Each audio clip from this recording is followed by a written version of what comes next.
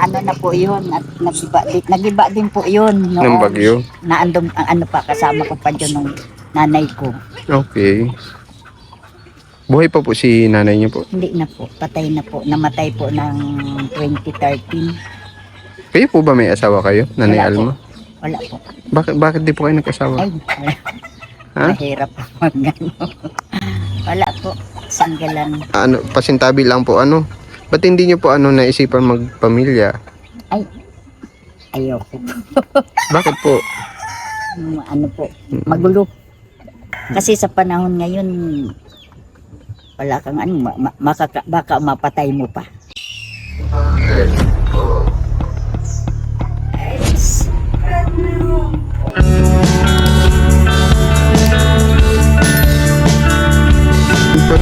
Isang mapagpalang araw po sa inyong lahat mga kaagapay at maligayang pagbabalik po sa aking munting channel, ang Kaagapay Mark.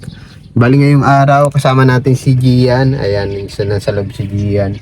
Kasi medyo maulan ng panahon at malamig ang simoy ng hangin dito ngayon sa amin sa Camarines Norte. Yan, bali ngayong araw po mga kaagapay ay may panibago po tayong pupuntahan. Isang senior citizen po at solong namumuhay. Wala siyang pamilya at inilapit po sa atin nung nagmamalasakit sa kanya yung kanya pong sister sa kanilang church. Yan, giba na po kasi yung yung bahay ni Nanay Alma o Ate Alma at nung bagyong Ulysses lamang po nung nagiba yung kanyang bahay at kasalukuyan pong pinapatuloy siya ngayon ng nagmamalasakit sa kanya kaibigan at ilang taon na rin po siya nakikipanuluyan. Kaya samahan niyo po kami ni Gian. Ayan, tunghayan po natin ang kwento ng buhay ni Nanay Alma. Tara po mga kaagapay. Mga kaagapay, magandang tanghali po. Dito ngayon tayo sa church. Nung lumapit sa atin, kung maaari daw natin matulungan, nag-message po sa akin si Ma'am Nora. Ito kay ate. Si Sister Nora. Ito yung church po nila. Ayan, at dito po ngayon si Nanay Alma. Opo, magandang tanghali po. Kamusta po kayo? Buti naman po. Ilang taon na po kayo? Mga 69 po ako ngayon, July 1. Mga 69. Oh, malakas ka pa po. Opo. Nilapit po kayo sa akin ni Sister Nora. Opo. Kasi nga daw naawa po sa sitwasyon nyo. Yung bahay na tinitirahan nyo daw po dati ay nagiba Nagiba ng po ng Ulysses. Ulysses. Ang tagal na po ano? Ay, wala po akong maipag kaya. 2000 ano pa po yun? Ulysses. And then, 21? 22? para pong ganun. Matagal na yung bagyo na yun. 23. 9 years old. Ay. 9 years old nun si Bibian. Pwede po yung makita yung dati yung bahay? Ito po. Ayan.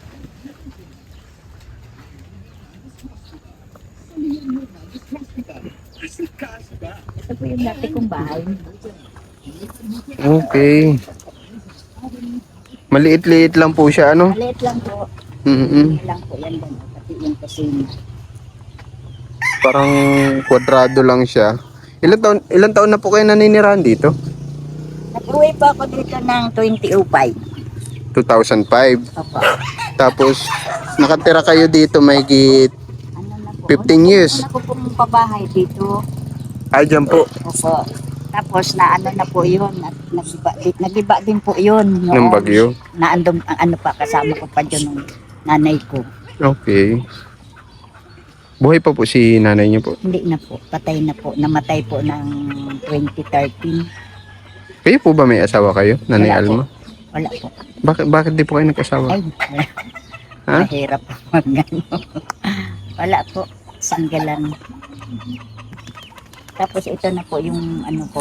Bali, pinagawa kong pangalawang bahay. Yun, nagiba naman. Noon po kasi nagpapaano ako, namamasukan ako. Bilang ano po? Ano po, katulong. Katulong. Gaalaga ng bata o Hindi po sa loob po ng bahay. all around po kayo sa loob ng bahay. Ilang taon po kayong namamasukan? Matagal na po.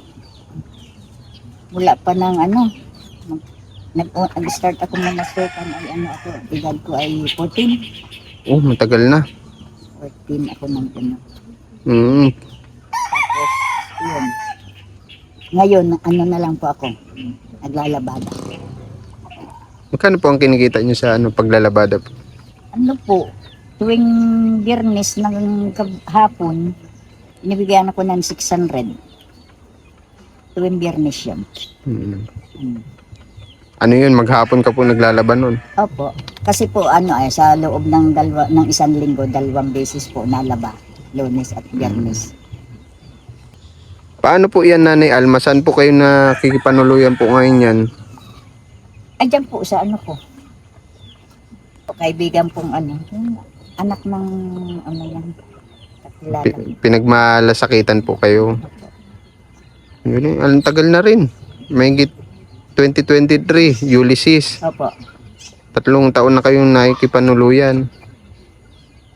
Ito po ba sarili niyong pundar? Sa po ng mga magulang. Sa magulang niyo pa po ito? Opo. Kumbaga pamana na sa inyo. Opo. May kanya-kanya ang bawat magkakapatid. Ilan po ba kayo magkakapatid? Dadalwa na lang po kami. Patay na lang 5 po kami, dadalwa na lang kami. Bali, ang natitira na lang ay panganay at bunso. Ano ka po, bunso? Pinakabunso. 69, 69 ka na po. 69 po. Malakas pa po kayo Mga po ay, at kailangan mabuhay. Ba't po, pasintabi lang po ba't hindi nyo po naisipan magpamilya? Ayoko. Bakit po? Po, magulo. Pero sa totoo lang po, mahirap po bagang tumandang mag-isa? Po, po. Naniniwala po kayo doon? Naniniwala po ako. Kaya lang po ay po, hindi sa kaisipan ko. Kasi sa panahon ngayon, wala kang baka mapatay mo pa. Bakit po? Ay sa panahon po baga ngayon sa sitwasyon, sinong wala naman, ikaw pa rin ang mabuhay. Kaya ka nga nag-asawa at ikaw ang magtalungan kayo tapos wala. Ay di, huwag na lang. Ibig sabihin po, nagkaroon ka ng kasintahan noon? Mayroon naman po. Pero ayaw ko. Ayaw ko talaga nun. Nagsama po kayo sa bahay? Po. Naging magbata lang. Bata lang. Ilan taon po kayo nun? Nag-start po ako ng mga 19. Ang relasyon nyo po tumagal lang ng ilang taon po? Pa lang po yung isa ay bali isa at kalahati. Tapos yung isa naman buwan lang. Ito yung pamana kay Nanay Ate Alma na lang pala ang tawag ko sa iyo. Halos wala nang natira. Wala na nga. Na lang. Buti po may mabait kayong kaibigan na nagmalasakit sa inyo. Siguro po sa awa ng Diyos. Na lang. Pag naiisip ko lang po kasi yung pag tanda nyo, yung wala kang kasama. Kaya paano nyo po na mini-maintain yung kalusugan nyo? Na lang po, ingat na lang po at saka pray na lang po sa Diyos. Si Lord na ang bahala. Kasi doon naman yun naman ang talagang kailangan natin. Pray lang po palagi. Saan po ang CR nito dati? Lang po doon. Ito. Parang bodega.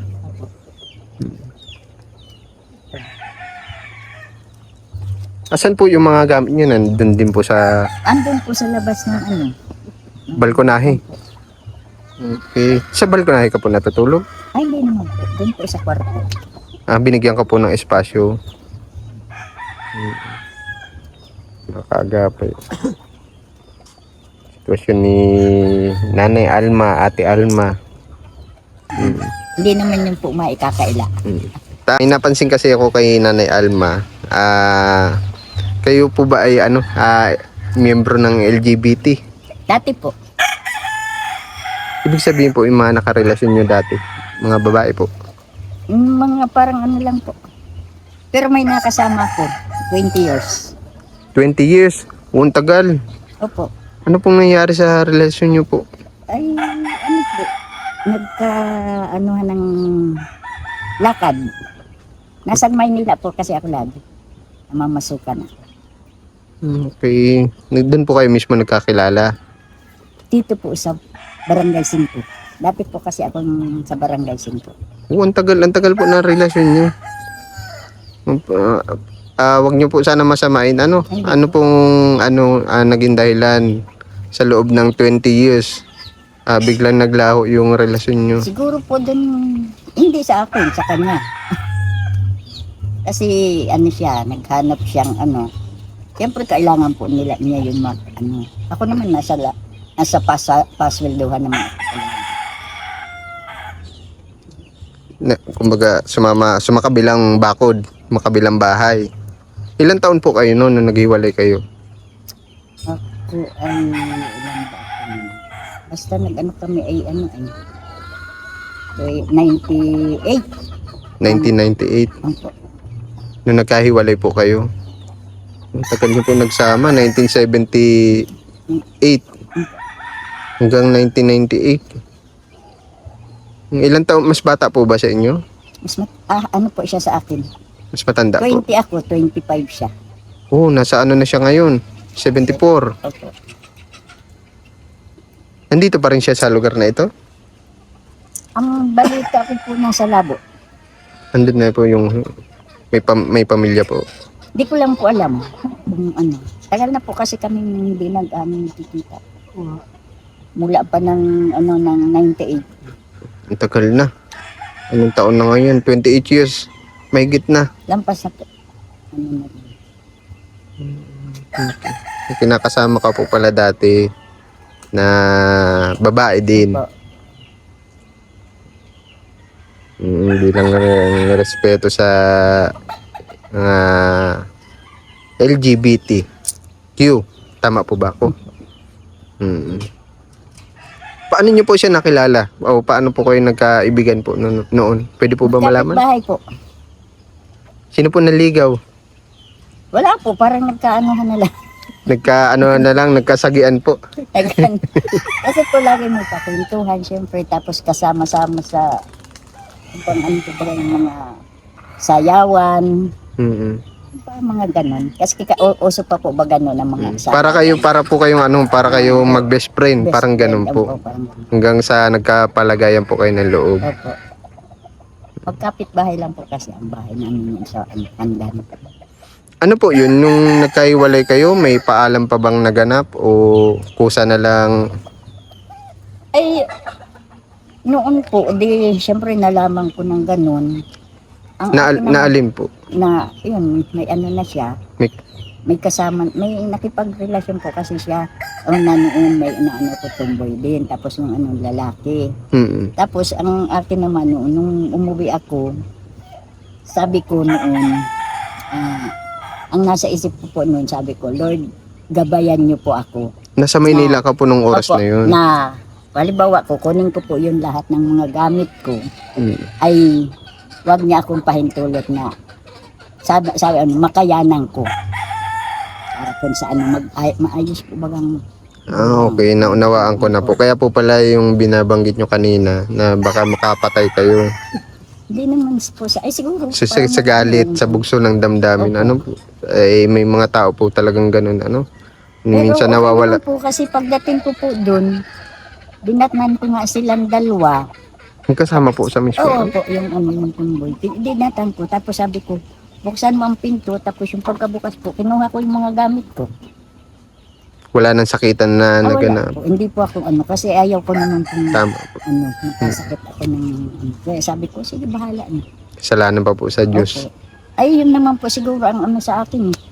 Kahit kasi sa akin, kasi nung po yun, Yung inaalagaan kong bata, di syempre, sama ng loob, iyak ng iyak. Opo. Doon ko na-realize na sabi nung inaalagaan ko, sabi niya ay, Aya, bakit ka umiiyak? Mm. Sabi ko, wala, bibi. Yung ano lang, parang kung saan kang pala, ano.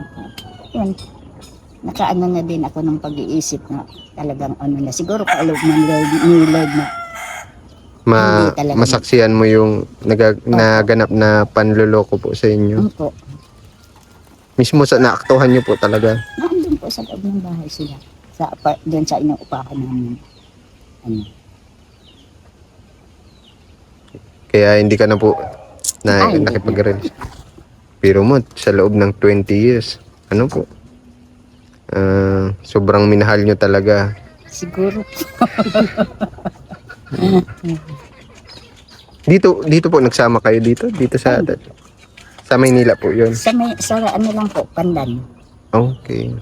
Kaya po marami din po ang nakakaano sa akin sa Pandan kasi ang tagal ko din nagtira dyan sa Pandan. Mm. Kalye Sexy. Yun. Sa Dait po ano? Yun po. Diyan ako sa Kalye Sexy nakatira nun. Ate Alma, Nanay Alma, may dala po ako dyan sa inyo ha. Pagpasensyaan nyo na ito. Ayun. Pasuyo ko lang kay Gian. Medyo malayo po ito palang lugar nyo. Malayo nga po talaga, dulo-dulo ito. Oo, yung kali nyo po dito, sexy masyado. Sakto lang po yung tricycle. Opo. Ano na po Nahulog talaga. pa yung gulong ko. Pag nagkamali ka ng ano, mahuhulog sa umahanan ang gulong ng tricycle. Ano po bang Nanay Alma yung pwede po naming maitulong po sa inyo? Ay, siguro po kung ano na lang, bahala na po kung ano. Sa awa po ng Diyos, kung anong maitutulong, di pa pasalamatan ko. Kung ano po yung dumating biyaya. Opo, kung anong biyayang dumating, pasasalamat. Lagi naman po yun talaga ang kailangan. Pasasalamat. Sa ano. Pero pangarap nyo pa rin po bang mabuo itong bahay nyo? Ay, opo naman. Hindi naman po ako natigil. Sabi ko nga, kahit pa unti-unti makapag-ipon at ano. Makabili ng materyales. Mm. Kasi may mga memories ka dito ng mga magulang mo. Opo. Ano po? Dito ko kasi na yung matagal-tagal din po kami nagsama ng magulang ko. Kasi dati po hiwalay talaga ako. Ako parang binubuhay ko yung sarili ko. Tapos nung umuwi ako dito yun. Kasama kami ng nanay ko. Ikaw na po nag-alaga. Opo. Hanggang sa namatay siya nasa tabi ko. Magkatabi kami. Ano yan? Ay, pagpasensya mo na ito, Nanay Alma. Sige po. Ate Alma, Thank you. may noodles dyan, may gatas, kaunting dilata, bigas. Salamat po. Maraming salamat. Hindi pa pala ako nagpapakilala sa iyo. Ako po si Kuya Mark ha. Opo. At sana mabisibisita ka po kita dito. Sige po. Salamat po. Ito yung bahay niya. Bahay ni Ate Alma. Wala na po talaga halos natira. Para naging tambakan na lang. Buti na lang may nagpapatuloy sa kanya. Magmamalasakit. Sige po, at kami mapunta na din ha. Sige po, maraming salamat po. God bless po. Layo pa naman ng ninyo, ng biyahe ninyo. Okay lang po. Nung nakaraan pa po kayo, pinag-message po sa akin nung ka-sisters nyo po. Opo, Si Ate Nora.